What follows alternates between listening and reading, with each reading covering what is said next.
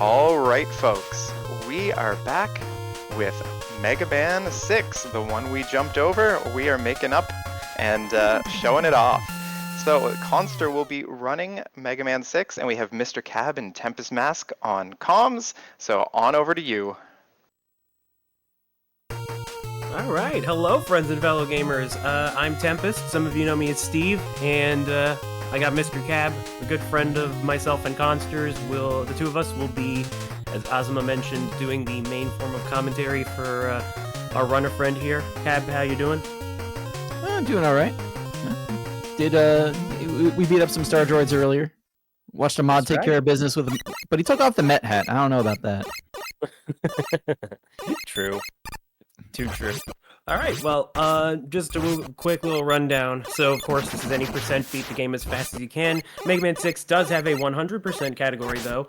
We'll talk a little bit about that as we go along. There's also a couple of other possibilities that runners can do, but, yeah, you know, standard affair, not really too much else to go over. So, yeah, and, of course, Khanster will be running on the Japanese version, because saves a little bit of time. Well, not too much, but yeah. All right, Khanster, ready? I'll count you down in 5, 4, 3, 2, 1, go. All right. Let's go. So, let's get this show on the road. Quick little rundown of this story. So, you're probably wondering how Dr. Wily got arrested before he broke out in Ahmad's run earlier. So, yeah, we're basically going to cover that a little bit later on. But for now, there's supposed to be some sort of a world tournament for robots going on, and then the host of the tournament, Mr. X, suddenly decides to turn evil and tells us, hey, I was actually controlling Wily all along, he was working for me, so now it's you and me, Mega Man, we're gonna do this mano-y-mano, and we're going across the world trying to put an end to the berserking robots, starting with Windman here, representative of China, if I recall. So we are going across a bunch of fans and other things that can blow Mega Man around. We got a bunch of panda robots, which can be a bit annoying with their arc shots. They can also fire at you from their mouths if you're just at that right sort of altitude, I guess. But, the one main thing to keep in mind about overall movement is that unlike previous NES Mega Man games, this one's a bit different in that you can't directly jump out of your slide. So if Khanster is to try and do what is effectively a slide jump, he will have to either turn around and then turn back, or he can also press the jump button, which will simply stop Mega Man in his tracks. Colloquially, the turn cancel or the jump cancel, or the A cancel. Yeah. But he's done a pretty good job here through this stage. I mean, Windman is mostly mapped out, even if it does have a room named the Improv Room. Chart Shot, not quite as powerful in 5, but, you know, it gets the job done. And here's Windman.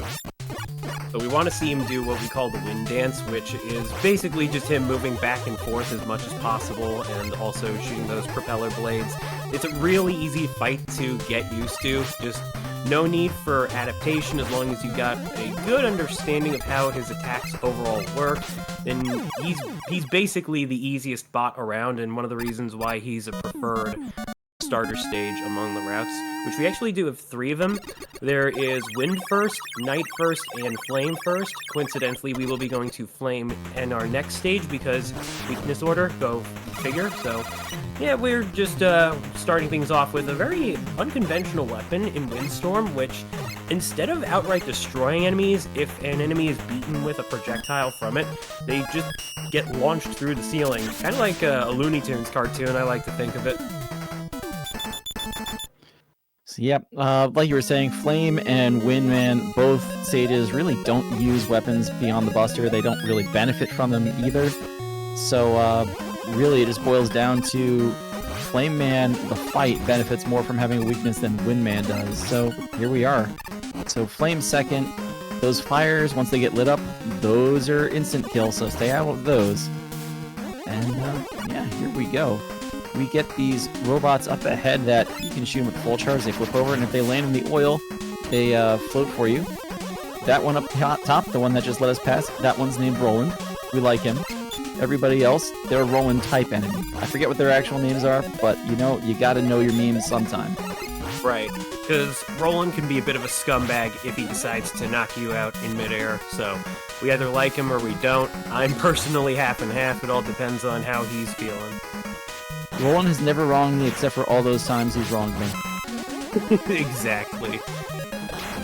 A quick note of the oil pits, by the way. So Cap did mention that they will instant kill you. That's okay. So unfortunately, Khanster might have to take a death here because there's unfortunately no way out of that.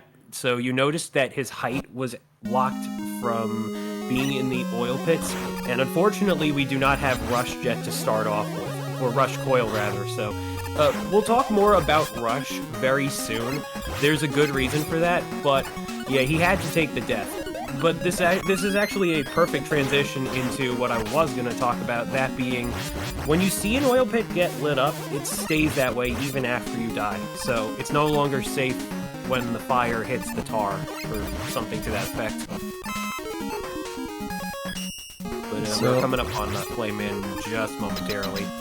Off to Flame Man. Flame Man has sort of like it's very similar to Heat Man's weapon where a fire pillar comes out of the floor. And this is really where having Windstorm helps us out, because Windstorm will go right through those, whereas they will deflect Buster shots. So for that reason alone, we're here second. Also, we didn't get to talk about this, but Khanster actually finished off Windman pretty perfectly against the right-hand wall of the screen. Khanster going over there again. If you finish a fight in this game against the right wall and jump against it, for whatever reason, for reasons unknown, it removes lag from the game. So we try and do that. We don't know why. Ask the Taskers. They don't know why either, but we just do it. It's maybe not as effective if you have to go all the way across the room to get there, but you know, it's still fun to do and it's still visible when you get there. So we get the Fire Blast, the Flame Blast, which is probably the most powerful weapon in this game. I like to say, you know, if you want to give games a joke subtitle, Mega Man 6 is Kill It With Fire. And we're going to start seeing that halfway through the stage. Yeah, and hitting the nail on the head, knock on wood, whatever phrase you'd like to say. We are indeed going into the ice level, where Mega Man likes to continue that confusing little trend of ice weapons being effective against fire robots, or the other way around. They can never keep it simple. But hey, we're here on Blizzard Man, and ice physics usually do apply with ice physics do be slippery. We usually have the option of taking that E-Tank by using the flame weapon on those little, I guess you could say ice pillars if you so choose go with that. Yeah. I was going to say icicles, but I knew that wasn't going to make sense. And it's going to cost you a little bit of time, of course, but like it's definitely beginner friendly. So if you're starting off as a runner, I personally would encourage it. And then here we have the submarine. So what we like to call butter is when we have what seems to be seamless cycle of sliding across the submarine without really taking any breaks whatsoever. And then I think margarine for a semi-butter if under whatever condition. And yeah, it looks like he's not going for it. I don't blame him. The infamous bomb skip, or bomb clip, or whatever you want to say, it's a trick that only works when it wants to. If he was feeling a bit daring, we could have tried to go under the bomb, and it only works if the game detects that Mega Man somehow makes the platform under. It's not always recommended, but it is fun to see when people do attempt it. And also, Blizzard Man just happened, we do not want to see him roll too many times. Oh, hey, go figure, we were talking about butter, but unfortunately we do not want butter on those rolls.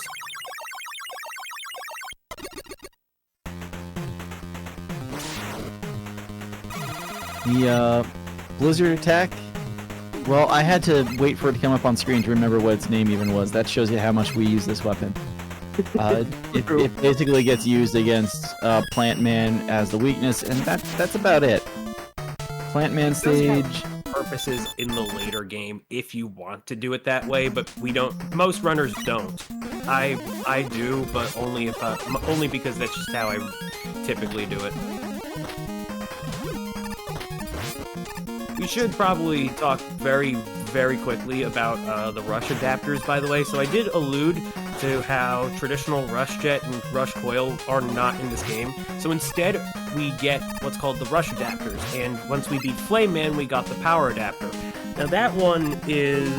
It basically bulks up Mega Man, turns him into a boxer, where his Buster Shots get turned into, I guess you could literally say, the successor of the Mega Arm if you wanted to go that way, but it's more of a short-range projectile, but it is strong enough to destroy those boxes that you might have seen with the cracks on it. It's the only thing that can really do so, so it has its purposes, and it will come in handy, especially for later on, and it also has the fun little side effect of being able to push enemies back if they're not immediately defeated by it.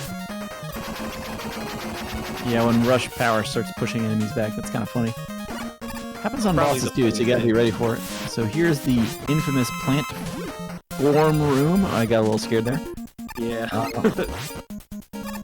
These platforms up in the sky can only be opened by shooting them with the Mega Buster shot. But you have, I think it's about 2 frames, 3 if you're walking, to jump off them without stopping. Without opening them, I should say. So this room likes to be very sub-pixely, just like we were talking about the bomb skip earlier. There's a whole lot of platforms in this game where it's very easy to just get clipped off of them, and Mega Man 6 can be mean. Like, once you're on a platform, it's hard to get knocked off, but sometimes it just doesn't want to let you get on them. Yeah, it's easily one of my least favorite things about this stage in general, and that's already saying such, because I don't think I like Plant Man's stage at all. I mean, it's got good music, but that's all. So Plant Man opens this fight, he's going to jump at us, so Khanster's going to try and stay right where he is, and he's probably off by a pixel there. So we are forced to question the streamer on when do we get 6 hit, but it's actually not quite as easy as that. Plant Man, if you are standing on the exact same X coordinate as him, because all he does is jump and throw a plant shield, jump, throw a plant shield. If you're on the same X coordinate, then he's like, I don't know how far I should run because I don't know how to get to Mega Man, so he tends to do an entire lap around the room, which lets you hit him with a whole lot of Blizzard attack. So now we got the Rush Jet adapter, which is somewhat similar to what we saw in what we would see in Mega Man 7, but the big difference here being that instead of a short burst of, like, I guess you could say a short extra jump, instead we've got, I guess one would have to call it a jetpack, and it does come at the cost of not being able to slide, same for the power adapter, but also Mega Man can only fire normal shots as well, so no charge shot as well. However, it's still going to be fairly mandatory for some of the stuff that we're going to need to get over at some point or another. It's also just safe to use in general, so the only sin it really commits is wasting time, unless you're playing on, say, the Anniversary Collection version of this game. So Flame in this stage is pretty much routed out as the weapon used the whole time. Thanks, Eddie. That's very generous. Nice. Flame as an attack, like we were saying earlier, Mega Man 6, kill it with fire. It does 4 points of damage for anything, so it's better than a charge shot. It goes through enemies just like that, so it takes out 2 at once. So Tomahawk's stage is pretty much all fire all the time, except for the first couple of enemies. And assuming we don't get any drops, we're going to see... I feel like we've gotten a couple of drops to have this much ammo. You basically get to the end and you are killing the last enemy in the stage with your last shot of flame. So ammo management is always one other thing here is there's a secret passage to the left that actually has Proto Man and the energy bouncer. We don't need it, so take that, Proto Man. Take that, Proto Man. Wait, we were supposed to do that after Tomahawk. Oh, we got him. We got him. Fine, I'll believe you. The legendary Fight Proto Man in Mega Man 6 donation incentive. Take that! Take that. Objection! Wait, wrong franchise. Overruled!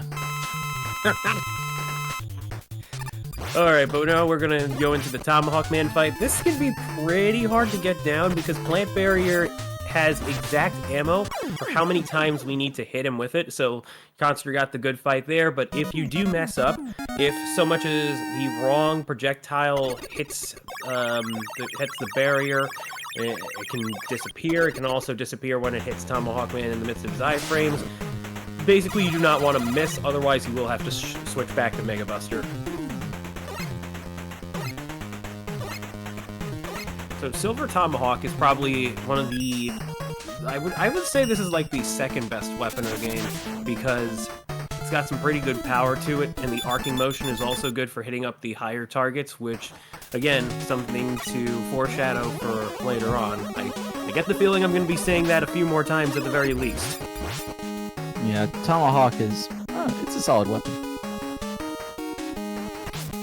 Yamato Man, though, we have a interesting stage where you saw Khanster ignore that crate entirely. Destroying that with the power adapter does reveal a alternative route, which you can take.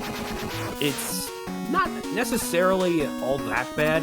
You do have to fight a extra mini-boss in the process, but it can give you a few nice safety items to basically keep you a little bit on the go. Like, you get an E-tank out of it at the very least, and yeah, it's also just a pretty cool mid-boss. I'm personally obliged to go there whenever I do.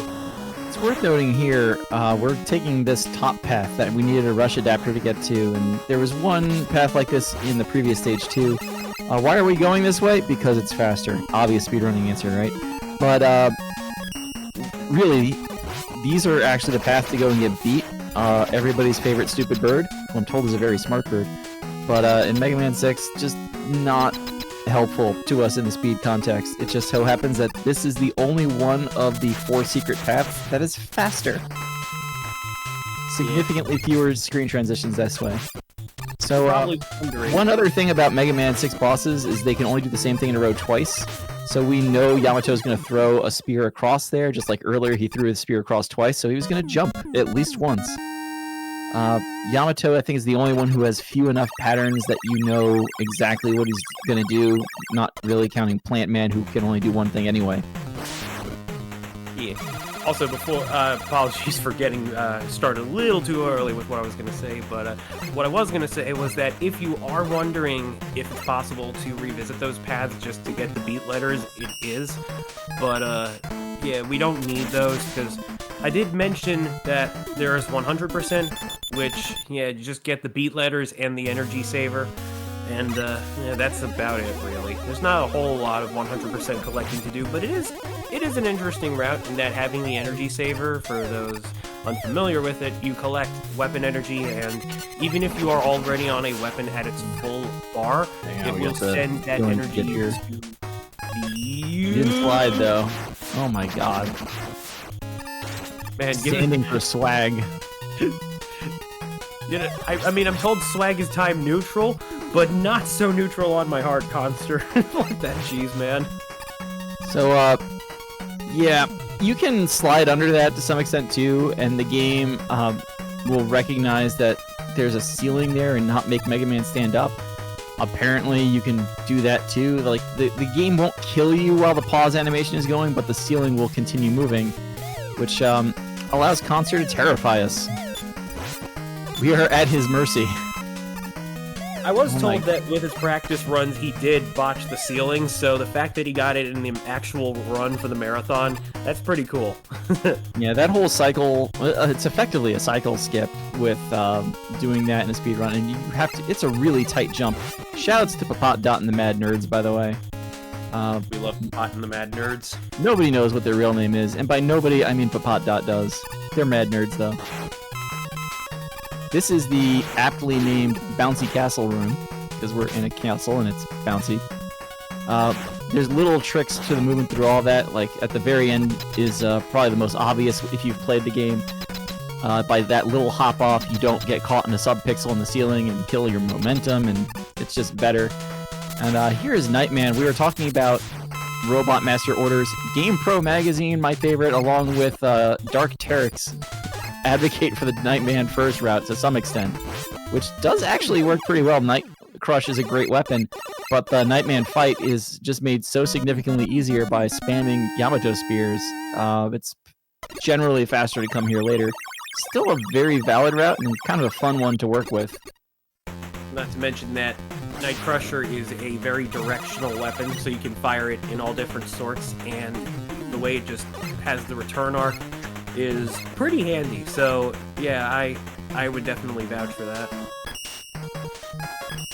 So we're coming up to our final robot master of the original 8, that being Centaur Man, and I don't know, do I do the thing? You have to do the thing. Alright. Centaur Man, Centaur Man, Centaur Man, Centaur Man, Centaur Man, Centaur Man, Centaur Man. I think we were off key. A little bit. We'll have to work on it later. Yeah. Okay. You two can sing the Centaur Man song, which I guess is a good song. I sing it all the time. Night Crush is a weapon we're actually planning to use throughout this entire stage, from this point all the way to the end, which kind of scares me with Khanster's ammo usage. But, yeah, like we were saying a second ago, it's a great weapon, has good just power, good direction. That's the main reason you would almost want to go to Nightman first, is just to have this weapon. It's just too good. It's just that Flame is better. Fortunately, pit deaths are fast, but Khanster, you gotta work that A button. Come on. Not that I blame him for tripping up there, because it can certainly happen if you're not too careful. You'll notice that the gimmick of this room is using the rising and falling water ceiling, which somehow Grease was able to work anti-gravity technology into water bodies itself. I can't really put my finger on that one, but I think they hired Bowser with the lava on the ceiling from the 5 Sky Fortress castle. And, that'll do it. Gonna pick up that Mega Man 5 reference. I think he's had a few more, so I don't think he was on his last life. We'll see it eventually later anyway. Right. But here we go.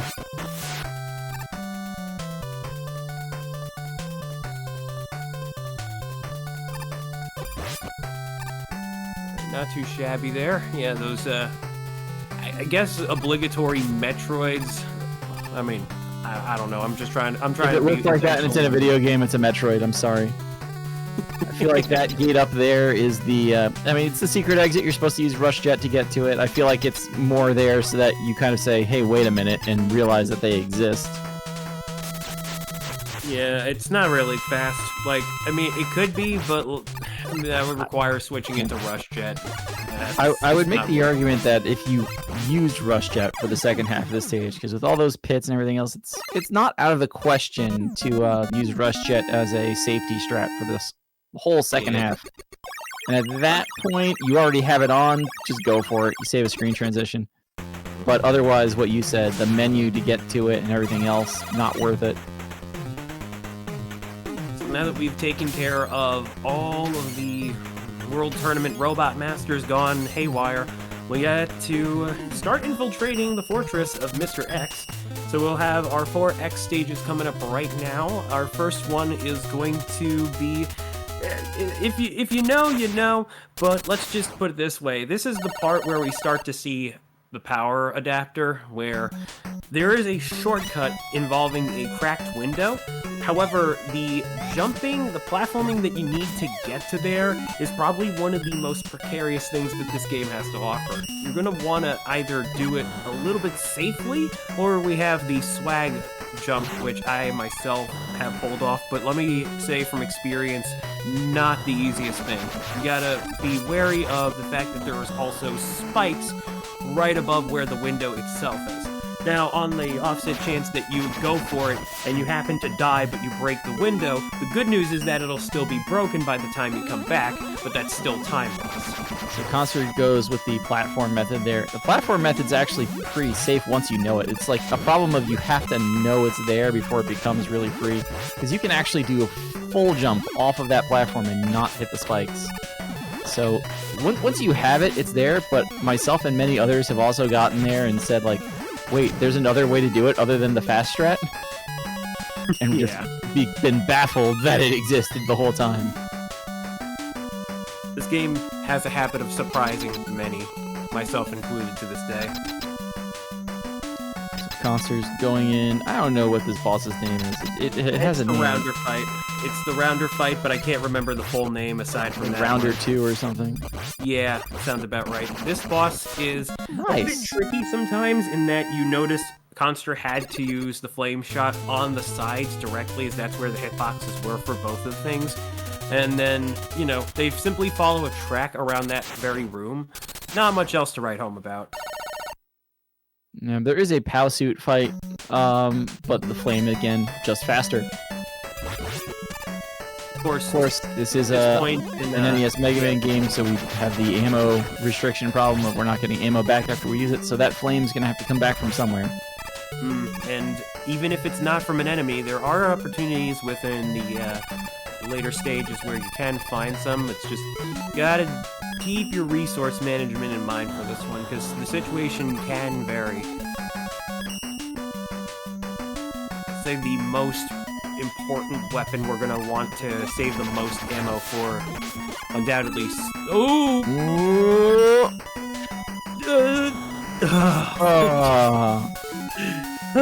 Man. Yeah, Tomahawk is what I think you were about to say there, and I was. certainly Tomahawk again, right? Because of this arc, because of just how useful it is against a lot of endgame bosses, is an important weapon to have ready. Yeah, if you use it right in this room, it will just cut right through multiple enemies at a time, just like that. Khanster's scaring me with a couple of these. But we should be getting through here to, is it the Power Piston? The Wall Climber? It's the boss of Mr. X2, and nobody likes it. So, naturally, I had mentioned how Silver Tomahawk is very good for its arc, and with this boss on the wall, yeah, there's no contest here. The falling boulders are practically the one thing that makes it a little bit dangerous to deal with, but one strat that you can just do is hug the left wall, and none of those boulders are really going to hit you, like, at all. So, it's one thing to go by, but I understand Khanster wanting to push forward just to make sure that most of his shots counted. Go. Yeah, moving on to Wily. No, I'm sorry. I almost slipped. I don't know who this Dr. Wily is. Mr. X took care of him for us. He said so himself in the opening scene, and I have never, ever been lied to by a Mega Man game about who the final boss was. It was Dr. Cossack in Mega Man 4, and it was Proto Man in Mega Man 5. They even made a cartoon about it. Why is everybody looking at me like that? Anyway, this is the seesaw platform room. The weird thing about this is that these seesaws are actually kind of tied positionally to the ones later in the stage. Probably something similar to the Oil Pits and Flame Man stage where they just coded it that way in memory. But the funny thing about that is you end up in a scenario where depending on how you position them, you may or may not need Rush to jump to them in the second half of the stage. But that's another argument for another time. For now, we're just using Rush Jet, getting through this whole area, just kind of taking care of business as we can, especially because the buster shots tend to get deflected by way too many things here.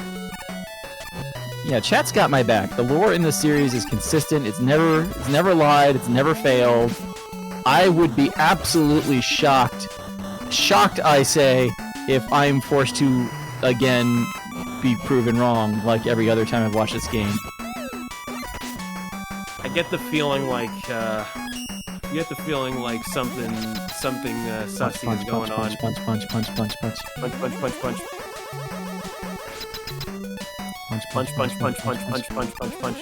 So I'm guessing this is where you also use Blizzard Attack.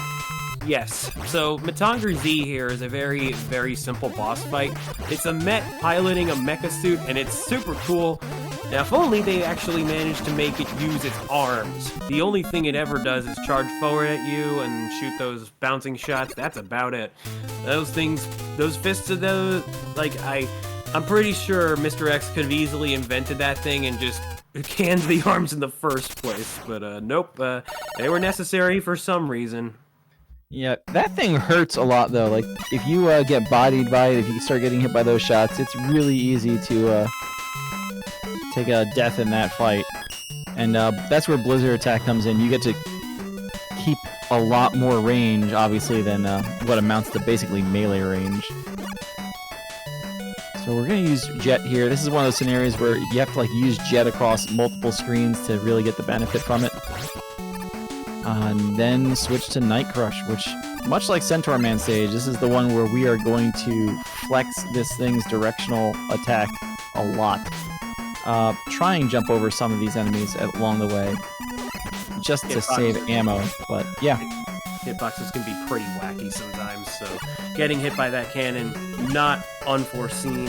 It's especially grating, though, on your, I would say patience, but more like, I would probably say your heartbeat when you're finding yourself in that position where out of nowhere, something could potentially snipe you into the pit.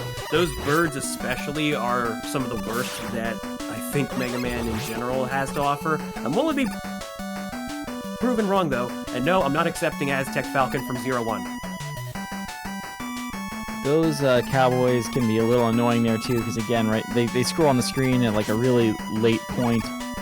You don't want to get sniped out of your jump, so a lot of the screen is just kind of waiting. One thing they do say, this last cannon up on the right that just appeared, always shoot it.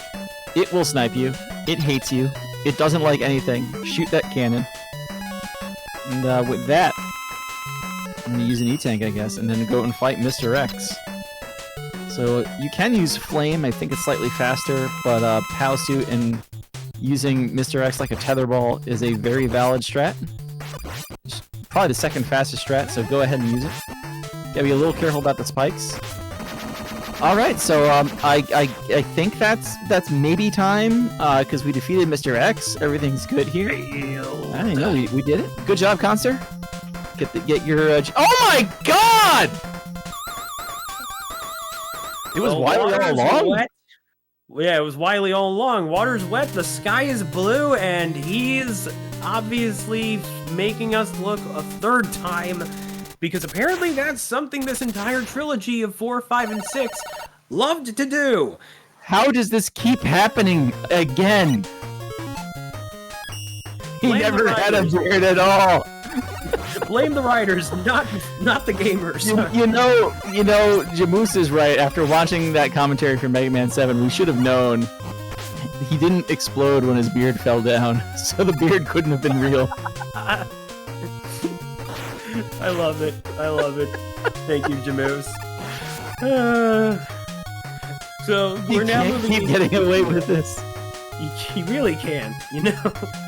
We are moving into the Wily stages now. Wily stages proper being 2 regular stages. The third one will have some platforming involved, but will also, not unlike Mega Man... wait, no, I shouldn't spoil that. I know better than this, but, you know, like a certain Not game again. later on.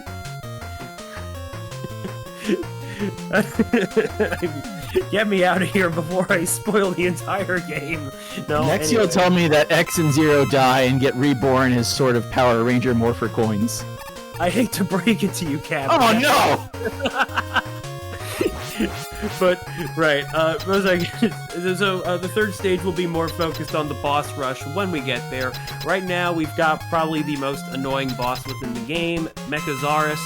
I like to think of this guy as the precursor to the Power Rangers Dino Thunder Megazord that the Black Ranger had, because this came well before the Super Sentai material. But you'll notice that with Khanster attempting to use Yamato's spear to hit this thing in the eye, the hitbox is very selective. So it's not necessarily your fault if that happens. It's just one of those things that's very jank about it, and so it's... Well, you know the specific thing for it, right? It's, well, the spear moves, I think it's like 6 pixels a frame.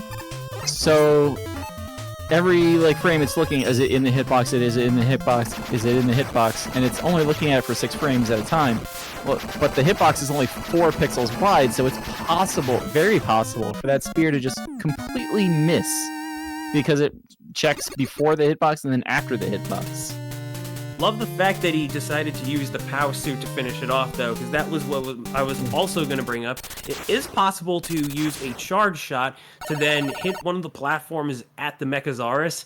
It's really cool and all, but it also only deals 1 point of damage.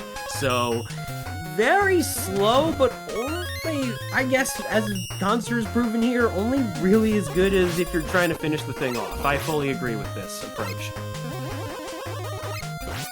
Yeah, the Khanster was talking about it last night too, showing off that power suit fight, and it's one of the lesser known strategies for that fight for sure.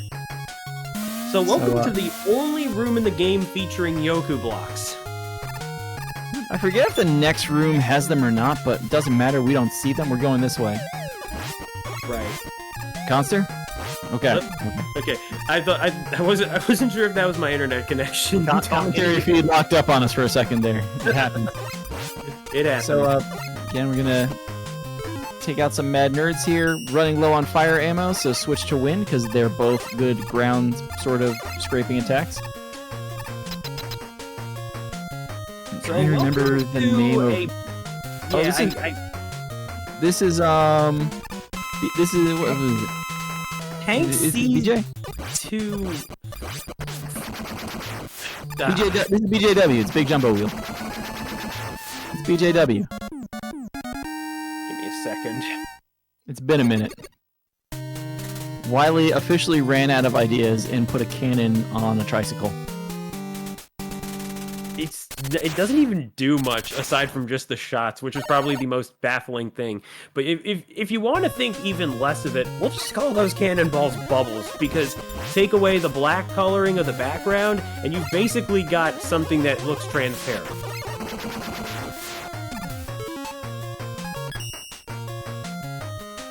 But yeah, so like I mentioned, Wily 3 is going to be focusing on the boss refights. So first we got some more water physics to do, to deal with. And those fan enemies, yeah, they're pretty gnarly to deal with sometimes, because depending on which direction they are blowing, they'll try to pull Mega Man in or push him away. And so the spikes in the water, yeah, not a good combo. Gotta be very mindful of that. But on the bright side, the items that lead up to the way out are pretty helpful. So at least there's that. And now, moving into the first of our refights. So Blizzard Man, of course, we have got 1 roll, 2 rolls. See if he gets another one in, hopefully not. Because it wasn't obvious, he's completely invincible. Also, almost... Wow, okay, I guess he decided to just completely... I was not expecting him to fully empty out that Flame Blast, but that is a choice. You just gotta keep shooting it until he decides to take that last hit. Not like we need it anymore. More Windstorm for Flame Man here, easy as that. Try to get the health bars as fast as you possibly can, because, you know, you can't get out of there until that thing is collected. So it's preferred if you defeat the boss as close to it as possible, just to make that as seamless as possible. The other thing here, it's preferred to switch the weapon actually inside the boss rooms. For whatever reason, if you switch it in the teleporter room, it just lags the game more? Question mark? I actually never picked up on that. Yeah, Mega Man 6 has a lot of really weird pausing. I'm gonna call them rules, but it's really like ways to reduce lag by just pausing in the right or wrong place, and it's just bizarre. Here's Windman, the only fight that's really different. We have a weakness now, it's a full screen attack, so there you go. As it was said earlier, when we were originally in the Tomahawk Man fight, someone in chat said it respect the iframes. It's absolutely true. I don't think we even mentioned it, but yeah, Mega Man 6 bosses have slightly longer iframes than pretty much the rest of the series, because they, I guess, really wanted you to work that Mega Buster. One other thing here with Centaur Man, it used to be if you get flashed by Centaur Man, you did something wrong, and nobody knew what that something was. We just knew you did something wrong. Something wrong is letting somebody not be in iframes. As long as you're always hitting Centaur Man, or if you just get hit by him yourself, you'll never get flashed. So there you go. Except, you know, obviously the very first movement of the fight, not much you can do about it. Don't miss. Oh, Wow. goodness. That almost went into ammo. iframes. That's clutch right there. Nicely done, Khanster. So back to Yamato, man. Oh yeah, one fun thing that I always like to bring up is that you may recall this guy if you've seen Japan Man.exe from Mega Man Battle Network 3, which that was my first Mega Man game. Yeah, I don't know why they decided to not call him Yamato Man when clearly that's what he's supposed to be.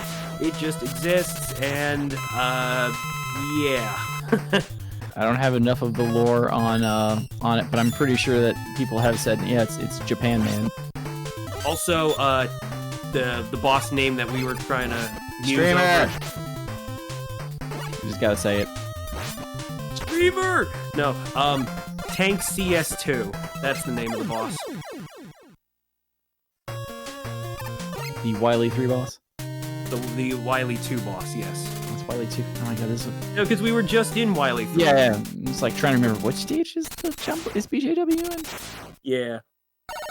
We forget its name and then we forget what stage it's in. It's a pretty forgetful boss. If One note here on this ledge right here, don't slide off this ledge. We were talking earlier about like subpixels in this game being mean. If you slide off that top ledge, the game won't let you into that energy little cubby hole. So just walk off that ledge. We all want to slide. We get it. Just walk off that ledge. Alright, we're coming into the final boss of the game, and also, in my opinion, the absolute banger of Mega Man 6, the Wily theme. So we've got 3 phases to go for this Wily machine, leading into the Wily capsule, and all of them are basically shredded by Silver Tomahawk. So this is why we wanted to keep as much ammo as we possibly could. So, you know, try to hit Wily as much as you can. If you do run out of ammo, a good alternative would be the Night Crusher. Time will be on the final hit of the Wily capsule, though, so let's get ready on that one. And a nice trick you can do is potentially hit him from the side when it appears like you got him off screen. Time! Nice. 26 or so. Nice. Yeah. Night Crush, definitely the backup, especially in the later phases. There is a mind to use Rush Pow Suit on one of the first stages, but you're going to take a lot of damage doing that. But it's very effective. And now Dr. Wily is being thrown into a mysterious mustache-shaped jail that Super Jamoose can tell us all about in the previous run. Yeah, that was a pretty good run. I do believe Khanster mentions that his practice times were pretty close to this one. I'm looking at a 40:26 on his end. I'm going to just quickly check to see what the marathon had going. But yeah, that was a pretty good run overall.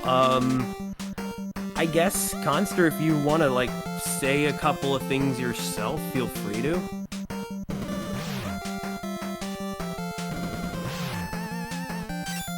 I think Khanster's gonna stay muted from the sound of things. Probably. Oh, there good. we go.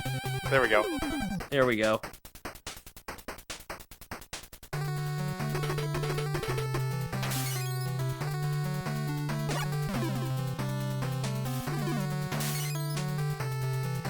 Yeah, it's a Definitely. really cool thing.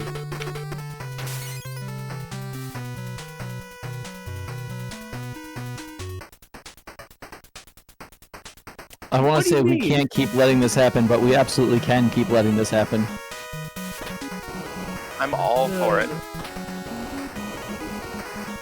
Hey, honestly, I'm just glad you reached out to me in the first place. It may have been a hot minute since I've run this, but this was my first classic speed run, so it always has a special place in my heart. And if it weren't for that, I wouldn't have gotten to know you guys as well as I had when I started out. So yeah, it's a really good speed game. Honestly, I would say it's not a bad one to get into overall, as long as you don't mind having Oh, sliding whoops, I doors. did not realize I had my mic muted on OBS. Oh no. As I would like to say, I'd like to thank the Mama community, my streamers, and Strizer, everybody, you know? And, I didn't mean to give everybody a heart attack. All good, all good. Well, appreciate you showing off such an awesome game. Always a good time watching Mega Man 6.